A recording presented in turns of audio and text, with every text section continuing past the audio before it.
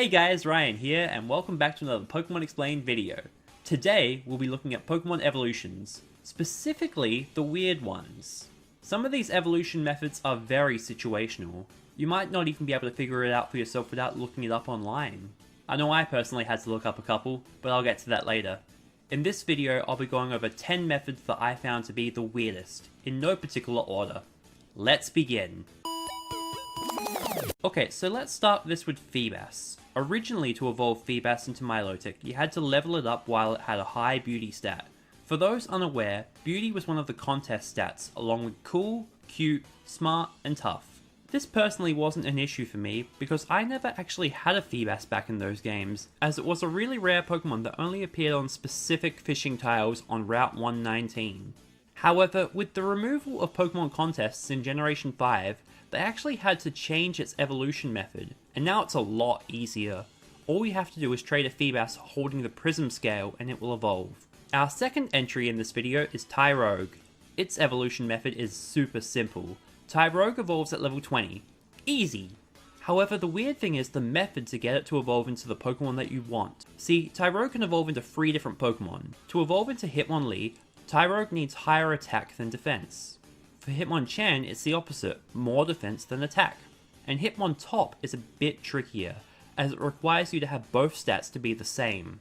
This method is a bit unusual, but there are things you can do to help get the outcome that you want, such as EV training, or getting a Tairog with a nature that boosts the stat that you need. Next is Pancham. Starting at level 32, it can evolve into Pangoro, but it also has another condition that you have to have a dark type Pokemon in your party. If you didn't know to do this, you could easily miss this requirement. I get it, Pancham gains the dark type upon evolution, but this could have just been Pancham evolves at level 32, or Pancham evolves at level 32 if it knows a dark move. Okay, so this next one I personally had trouble with. In Pokemon Sword and Shield, Galerian Farfeth'd evolves into Sirfetch'd if you land 3 critical hits in a single battle. How was I supposed to know that? Launch day of Pokemon Sword, I got my Galerian Farfetch'd to level 40 and was wondering why it hadn't evolved yet. I tried looking it up online, but because the game had only been out for half a day, I couldn't exactly find that info. That is, until I waited until the next day. If you're having trouble getting 3 critical hits, you can use Dire Hits or give Farfetch'd Elite to boost its crit chance. This next one is actually 2 Pokemon, Karrablast and Shellmet. Trade evolutions in Pokemon are quite common. However, this pair of trade evolutions is unique in that they need to be traded with each other. This is because Karrablast actually takes Shellmet's shell. If you don't look this one up, you'd have to be pretty lucky to be trading these 2 exact Pokemon to make them evolve. However, I do have to admit, this trade evolution is very cool, and I do like the concept.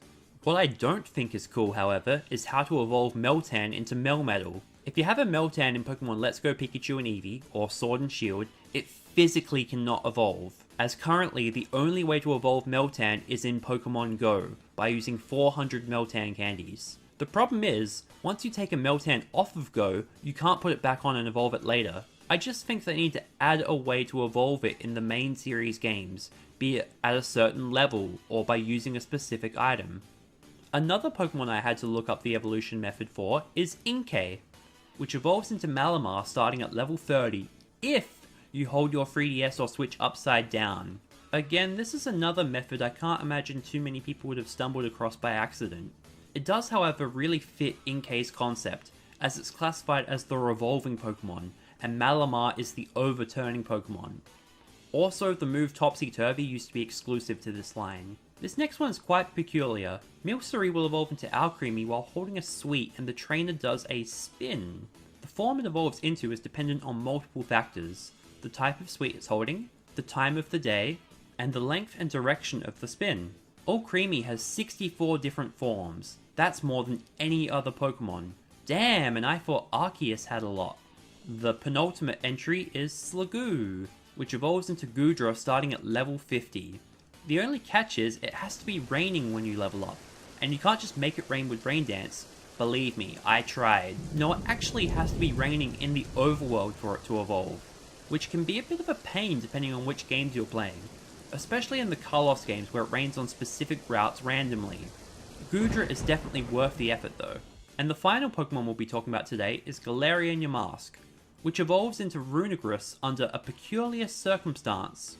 First, you have to have Yamask take at least 49 damage without fainting.